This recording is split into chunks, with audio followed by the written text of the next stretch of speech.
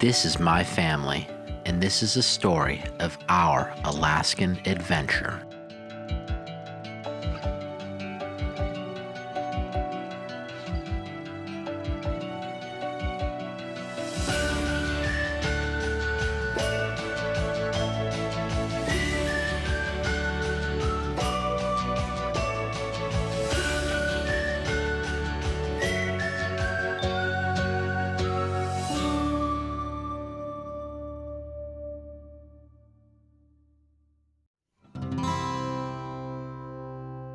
When we last left you, a few members of our family were on top of the Exit Glacier and got caught in a storm on the way down the mountain.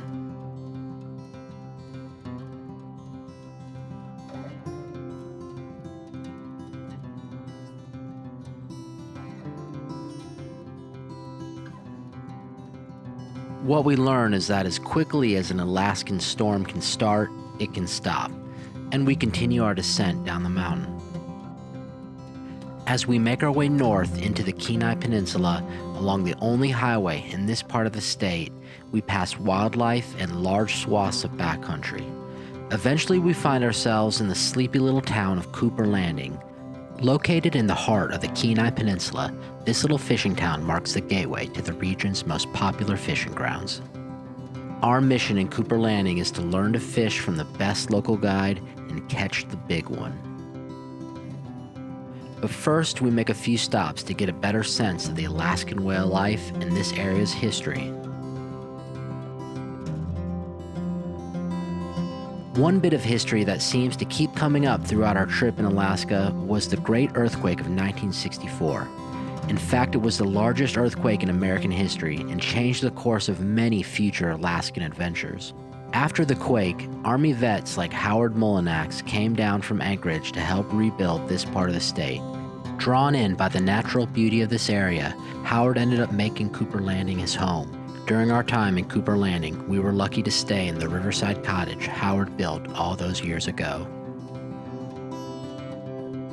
It's not hard to see why someone would never want to leave here.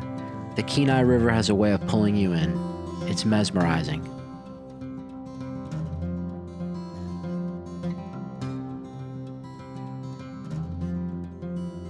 Howard would eventually pass on, but as you spend time in this house and on the river, you know that a part of him is still here.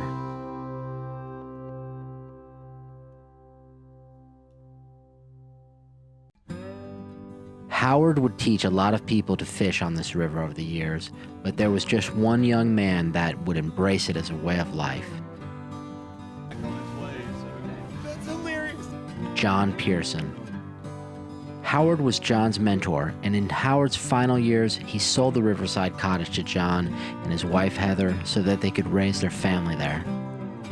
Now John runs the area's premier guided fishing service in Cooper Landing, and he calls the outfit Kenai River Float-n-Fish.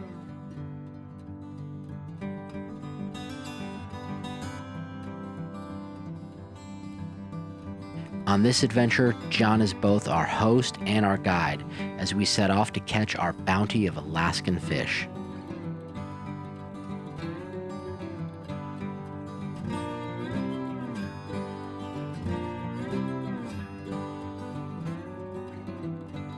The first thing you notice as you start down the Kenai River is that you're constantly flanked by the American bald eagle. Officially made the national bird in 1782, this region of Alaska is home to one of the largest populations of American bald eagle. Mom and dad eagles stay perched high in the treetops above, always ready to hunt for fresh fish and to protect their nest.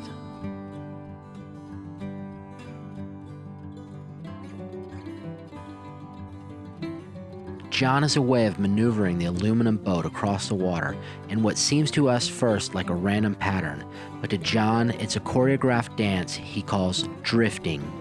Today, we are angling for sockeye salmon, rainbow trout, and dollies. Our time with John is as much about learning to fish on our own as it is a guided experience. We got one dolly. We'll try him out. You know what I mean? That way, if you guys like him, you can. Hi, dolly. Yeah, he's cool. Smile. Turn around like that. Yeah, classic, dude. Look at all the scratches on him from the... He shows us the different types of lures and techniques needed to fish in this region, and his knowledge of the regulations and local ethics are impressive. Nice one, man. I told you that. Dolly!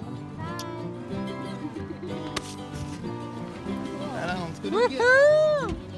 Let's go do it again. All right.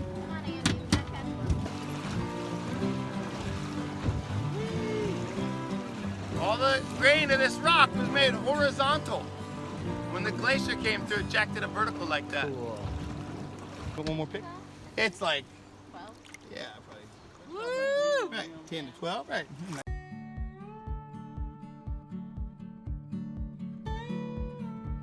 Back here to me. Holy smokes. Look at that Good rainbow. job. Damn it. Oh, that was a big ass rainbow.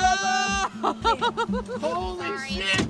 Did you guys see the size of that rainbow? How big was it? Like the one up. Dude, It was humongous. that was huge, Chip. Yeah, you got his ass. Now let me push in there. Rainbow.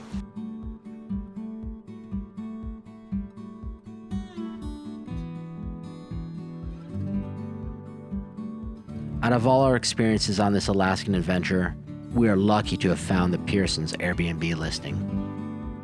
It's not often you really get to learn the story behind the host, the house, and the history that built the foundation for the Pearson family's Alaskan adventure.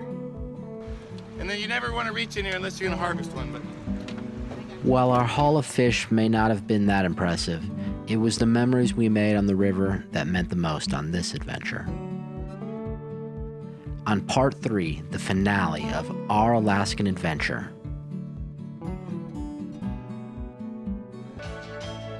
we put the skills John taught us to the test and venture out to fish on our own. We get a little lost in bear country. Okay, really lost. And we learn in Alaska, they take their surfing really seriously.